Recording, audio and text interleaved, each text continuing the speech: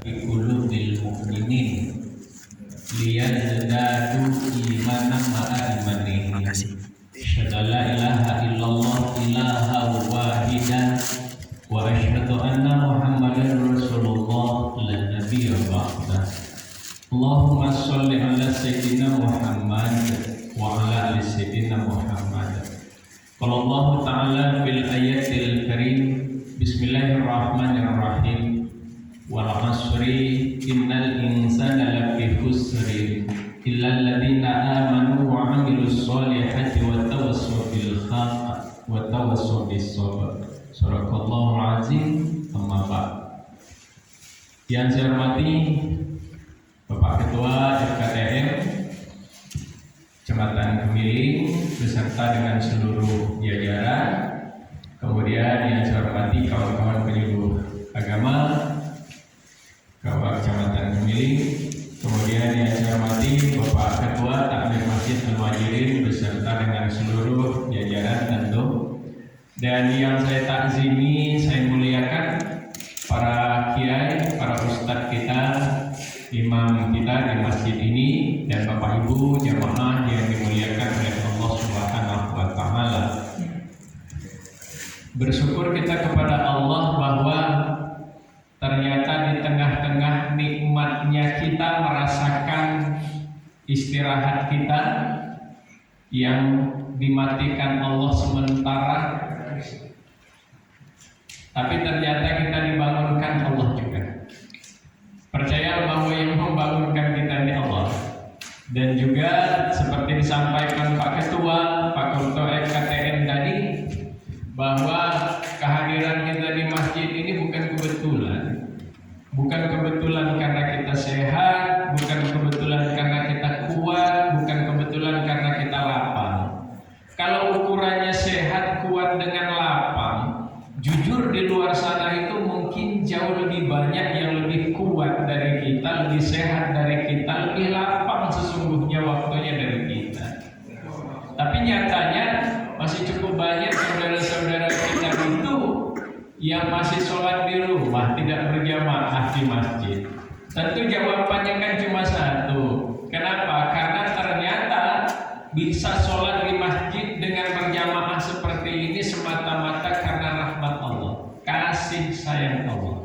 Kalaulah bukan Allah sayang dengan kita, jangan-jangan kita juga salah satu subuh ini yang lagi mungkin ngorok, atau juga pilihan kita jatuh sholat di rumah dan sebagainya. Tapi karena memang Allah sayang, maka Allah hadirkan kita di rumahnya yang mulia ini. Allahu Akbar. Semoga Allah menyampaikan salawat beriring salam kita kehadiran baginda Rasul Muhammad sallallahu alaihi wasallam. Bapak Ibu yang dimuliakan oleh Allah, FKTM ini forum komunikasi takmir masjid.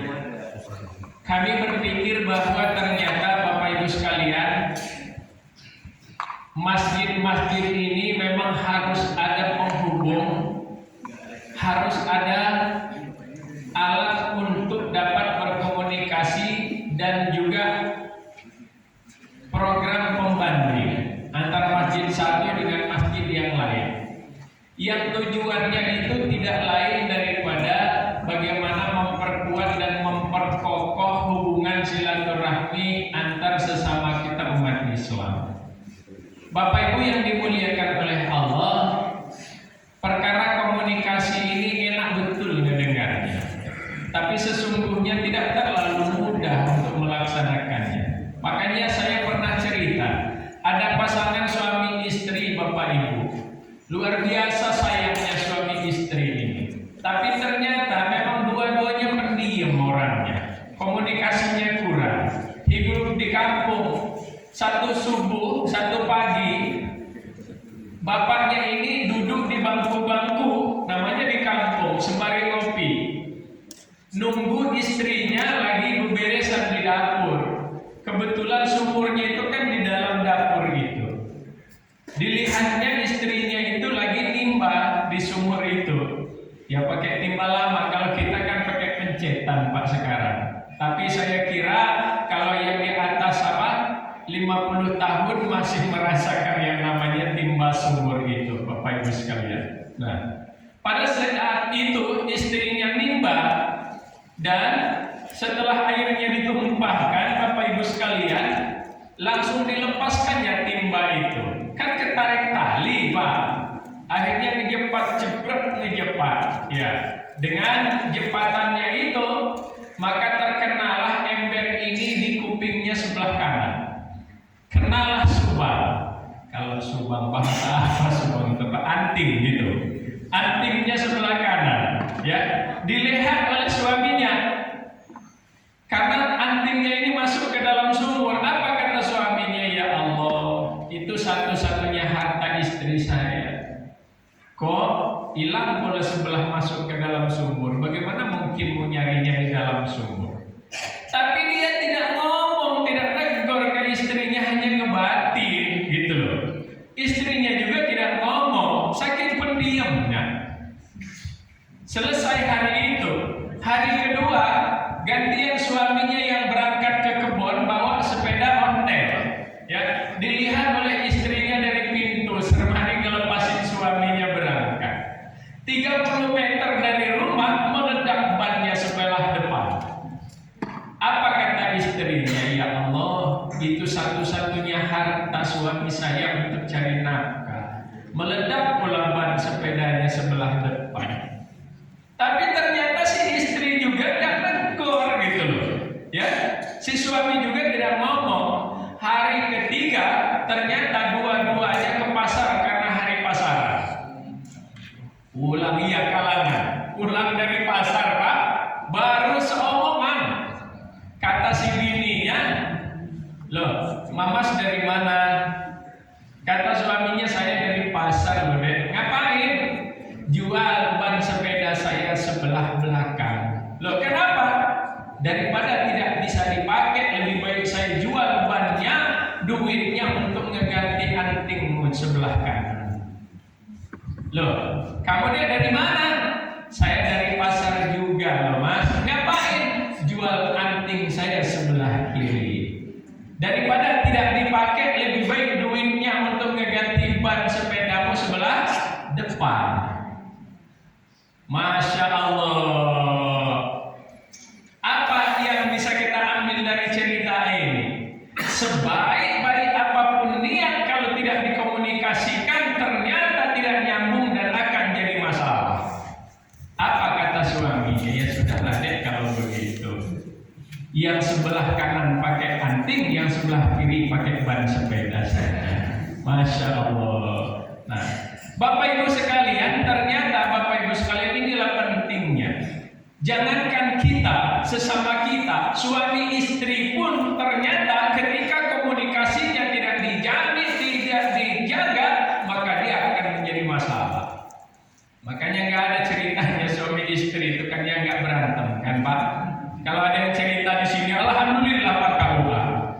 Bapak ini udah berumah tangga 30 tahun nggak pernah berantem. Jelas bohong, Bapak ini lebih gede dari badannya. Kenapa nggak ada ceritanya kita rumah tangga dia nggak ribut? Bapak sekelas dia, sekelas apapun. Pak Kaulah sering berantem, ya sering lah. Bedanya adalah kalau imannya bagus, akalnya bagus, suami istri itu ribut, anak saja tidak tahu kalau suami istri itu ribut, bapak sama ibunya ribut. Paling kan anaknya tahu kok muka bapak saya merah ya. Berangkat nggak pakai salam lagi, ngeloyor aja, nggak berantem ini, ya. Ada yang ribut karena nggak punya malu, nggak punya iman, di depan anak ribut setunjuk-tunjukkan, bahkan di depan orang tua mertua nggak punya malu. Yang paling parah lagi kejar-kejaran sama sapu keliling rumah, Pak. Masya Allah. Artinya tidak ada yang tidak ada masalah. Apalagi antara sesama kita yang beda kepala, beda badan, beda yang melahirkan, beda budaya dan sebagainya. Masya Allah. Menjelang sekarang tahun-tahun yang menggelitik, Pak, 2023. Kenapa menggelitik? Saya katakan masuk masa-masa tahun politik. Pastilah umat Islam ini kembali akan menjadi mangsa yang empuk kalau kita tidak bangun komunikasi yang baik antara sesama kita. Masya Allah, Bapak Ibu sekalian. Oleh karena itu, FKTM ini sengaja kita lahirkan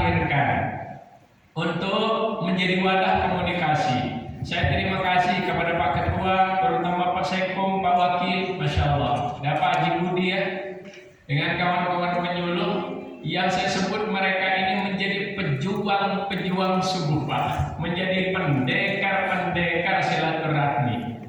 Mohon maaf, ada yang dari BKP bawah, ada yang dari apa? Kedaung, Sumber ini jamaah, kawan-kawan kita ini.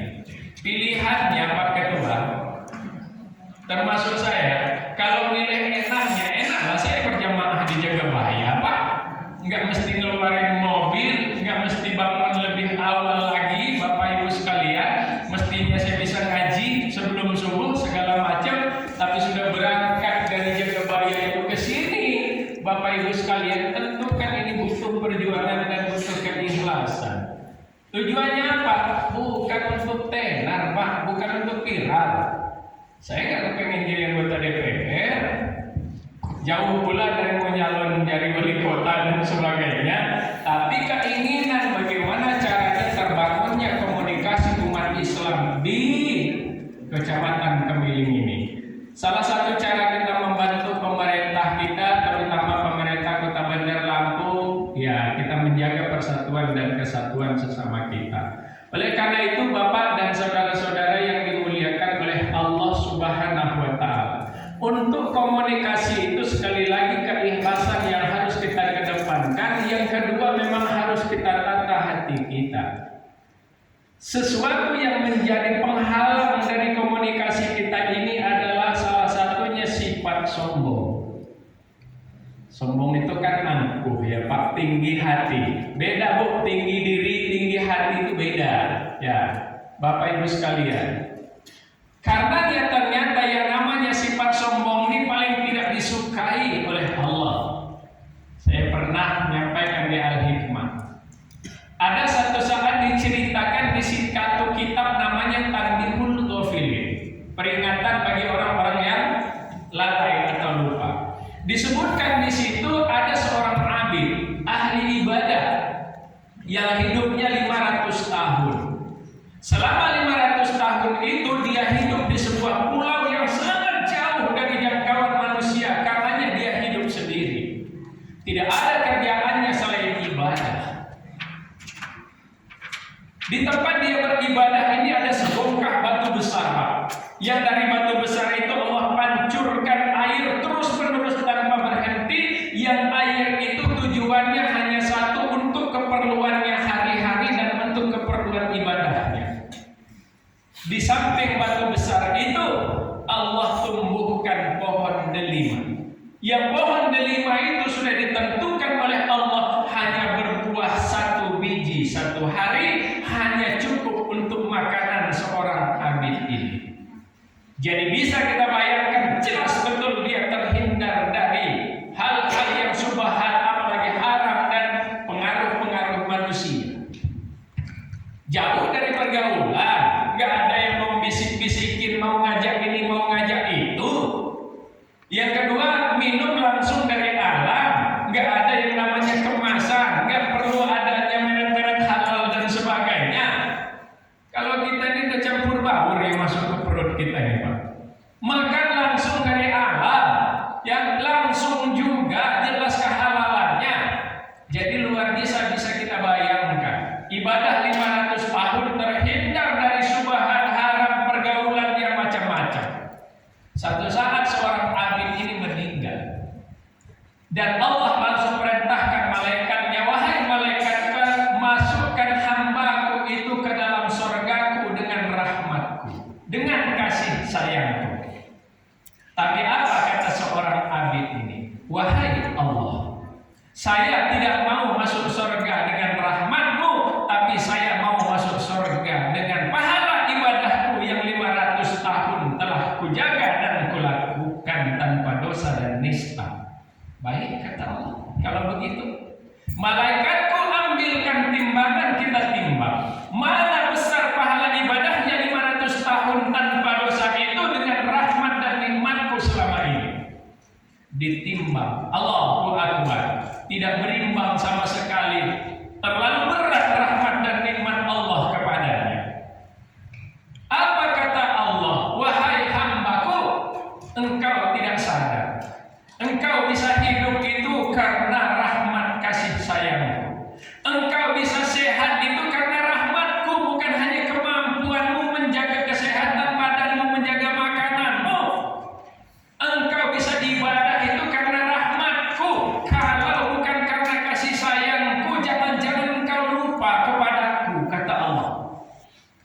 Engkau bisa ngaji, bisa makan yang halal dan segala macam itu karena rahmatku.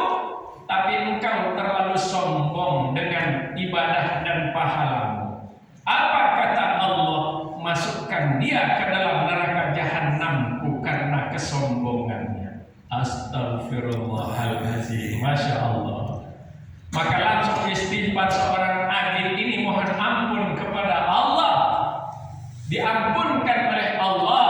Makanya kita belajarlah dari sindiran Allah dari surat Ar-Rahman. Fabi'ai ala rabbikuma tukadziban. Nikmat dan rahmat yang mana lagi yang akan kalian dustakan? Ya, nikmat dan rahmat mana lagi yang akan kalian dustakan? Semua itu karena Allah. Engkau bisa dihormati, bisa hebat itu bukan karena kehebatanmu, bukan hanya karena ilmumu. Alangkah banyaknya orang yang hebat punya ilmu, nggak punya kedudukan apa-apa. Tapi engkau punya kedudukan itu karena rahmat Allah. Engkau bisa haji, bergelar haji itu bukan hanya karena engkau punya duit segala macam, sehat. Kalau ukurannya karena duit dan sehat, banyak orang kaya itu yang luar biasa. Kalau mau naik haji tiap tahun bisa, tapi buktinya sampai mati juga tidak haji. Kenapa? Itu rahmat Allah. Masya Allah, Bapak Ibu sekalian. Ternyata apa yang membuat Allah tidak suka dengan dia? Karena kesombongan dalam hatinya.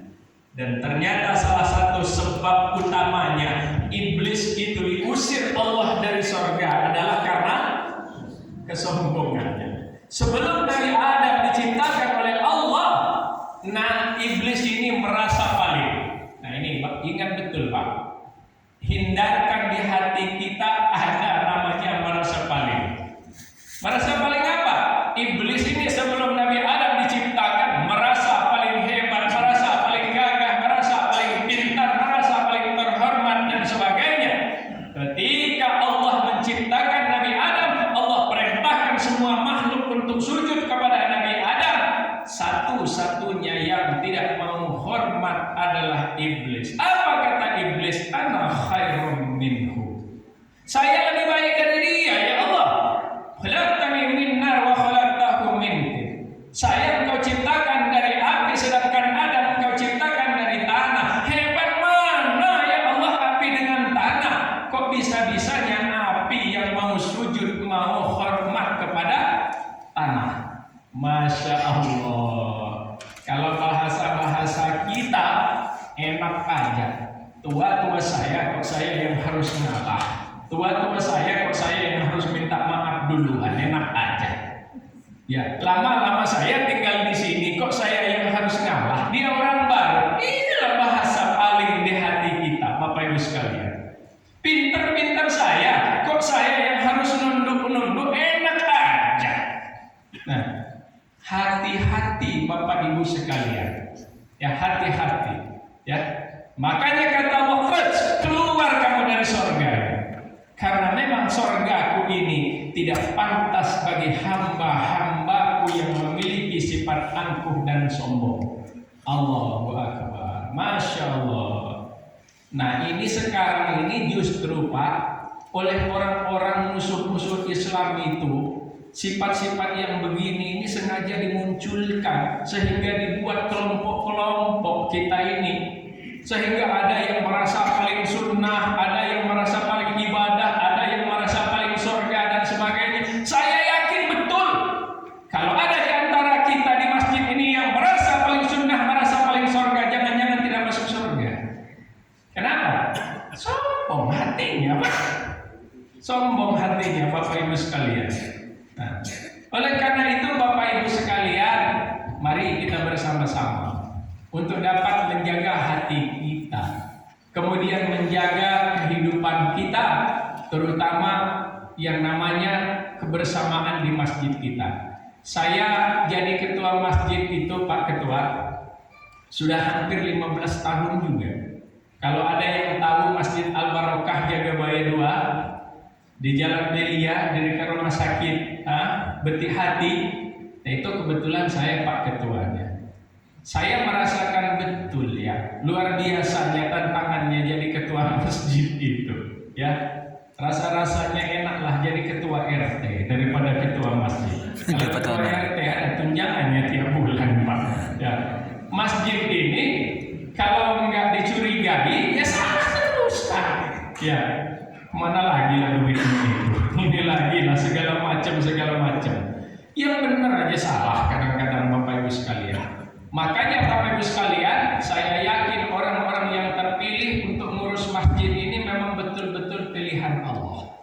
Karena memang butuh keikhlasan yang luar biasa Bapak Ibu sekalian. Nah, karenanya mohon dukungan Bapak Ibu untuk FKTM ini. Mari kita bersama-sama dukung supaya paling tidak bahwa kita sama-sama menjaga kebersamaan dan kebersatuan umat Islam ini. Memang di antara 3 doa Rasulullah itu, Pak, ada 3 doa, satu yang tidak dikabulkan oleh Allah, kan? Yang pertama doanya adalah supaya tidak kelaparan, dikabulkan oleh Allah. Yang kedua supaya tidak apa? Apa Ustaz? Supaya kita jangan sampai mati dan gagal dengan musuh Bapak Ibu sekalian. Tapi ternyata yang ketiga doa dari apa Rasulullah itu supaya umat Islam itu bersatu. Tapi ditolak sama Allah. Ya. Artinya memang kita ini ada perbedaan, Pak. Saya sampaikan tadi suami istri aja beda, jangankan memang beda rumah, beda sekolah dan sebagainya. Tapi masalahnya itu kan Bapak Ibu sekalian, bukan kita untuk sama betul, gak ada cerita kita mau sama betul itu Bapak Ibu sekalian. Tapi yang paling penting adalah kita mampu menghormati dan menghargai, karena kemampuan menghormati dan menghargai itu hasil dari ibadah dan iman kita yang ada. Bapak Ibu sekalian, Bapak Ibu yang dimuliakan oleh Allah Subhanahu wa taala, mari kami mengajak Bapak Ibu sekalian Masjid Al-Muhajirin Jamaah kita bersama-sama. Andaikan ada waktu minggu depan dan sebagainya, yuk kita sama-sama untuk dapat melihat saudara-saudara kita di masjid lain, apakah sama kondisinya dengan Al-Muhajirin. Jangan-jangan lebih susah, Pak, dari Masjid Al-Muhajirin. Ada yang kita datangi, itu kita datang belum ada satu pun orang di masjid itu, Pak. Allahu Akbar. Ini Muhajirin luar biasa makmurnya. Karena itu berbagilah kepada yang lain.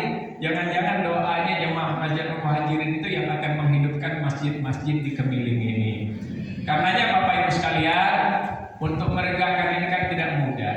Jadi ada ceritanya burung pipit dengan cecak pada saat Nabi Ibrahim dibakar, Pak. Pada saat apinya menyala-nyala besarnya luar biasa, burung pipit yang kecil betul itu, Pak, bolak-balik neteskan air dari paruhnya yang kecil ini ke api yang berkobar-kobar itu. Bolak-balik nggak berhenti. Dilihat oleh cecak. Apa kata cecak dengan burung pipit? Burung pipit, itu pekerjaan sia-sia. Ngapain? Ya, ngapain? Bolak-balik kamu neteskan air dari paruhmu yang kecil. Enggak mungkin api itu akan mati. Ya, percuma kerjaanmu itu. Itu kata cecak. Tapi apa kata burung pipit? Wahai cecak, itulah bedanya aku dengan engkau. Saya tidak pernah berharap bahwa api ini akan padam dengan siraman air dari paruhku yang kecil ini. Tapi perlu kamu ketahui, itulah bedanya aku dengan engkau. Bahwa aku sudah berbuat untuk agama ini menegakkan kebenaran, walaupun kecil betul artinya, tapi aku sudah berbuat. Bagaimana dengan engkau yang hanya bisa ngomong-ngomongin orang, yang bisa hanya ngolok-ngolok saja, tidak bisa berbuat apa-apa? Saya yakin kata burung pipit masih jauh lebih mulia aku dibanding dengan engkau. Allahu Akbar. Burung pipit dengan cecak ini memberikan pelajaran yang luar biasa kepada kita, Bapak Ibu sekalian. Bapak Ibu yang dimuliakan oleh Allah, oleh karena itu terima kasih bahwa kami telah difasilitasi di Masjid Al-Muhajirin. Yang Masjid Al-Muhajirin ini salah satu masjid yang kita banggakan, karena di sholat wajibnya alhamdulillah sudah lumayan ya Bapak Ibu sekalian, apalagi sholat Jumatnya membludak sampai apa? Sampai keluar. Mudah-mudahan memang terus menerus, tapi paling tidak bahwa kita tetap menjaga kebersamaan kita semua. Dan masjid-masjid ini adalah masjid kita semua. Kenapa di Aceh itu kalau Indonesia dijajah 350 tahun, tapi ternyata di Aceh itu dijajah itu Pak hanya berapa tahun? 40 tahun.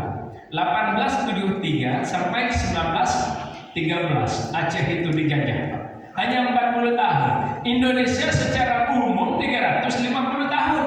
Tapi Aceh hanya bisa dimasuki Belanda selama 40 tahun. Dimasuki Belanda pun luar biasa politik Belanda yang dilakukan seorang orientalis.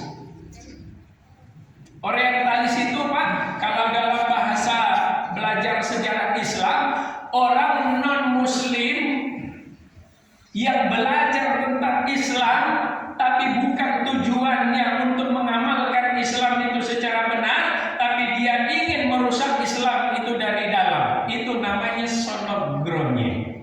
Seorang Belanda Tulen, Kristen Tulen. Sengaja belajar Islam, tapi untuk bisa masuk ke Aceh dan memecah belah Aceh dengan paksi-paksi, dikelompok-kelompokkan, yang satu memfitnah yang satu yang memfitnah yang satu kelompok merasa paling hebat, yang satu kelompok lagi, hingga pecahlah saat itu masuklah Belanda ke Aceh. Itu kerjaan Sonogronje Pak.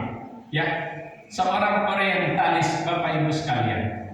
Nah, kita tentu tidak kepingin yang seperti itu. Karenanya sekali lagi masuk di tahun-tahun politik ini, mari kita jaga kebersamaan, kebersatuan kita. Semoga kita hidup di Bandar Lampung ini akan terus merasa nyaman dengan pemerintah kita yang cukup arif dan memberikan perhatian kepada kita semua. Dan mudah-mudahan apa yang kita lakukan sekecil apapun seperti burung pipit pada saat beliau menumpahkan air dari paruhnya itu. Artinya walaupun kecil tapi memiliki makna yang luar biasa terhadap agama dan dakwah ini. Terima kasih Bapak Ibu sekalian. Saya kira itu saja yang dapat saya sampaikan. Bukan tausiah, karena kalau tausiah banyak betul ustaz-ustaz kiai-kiai lihat di sini. Tapi bahwa yuk kita bersama-sama untuk bersemangat menegakkan kebaikan di dalam kehidupan masyarakat, terutama diri kita sendiri. Mohon maaf, terima kasih. Wallahu muwaffiq ila aqwamit thoriq. Assalamualaikum warahmatullahi wabarakatuh. Waalaikumsalam warahmatullahi wabarakatuh.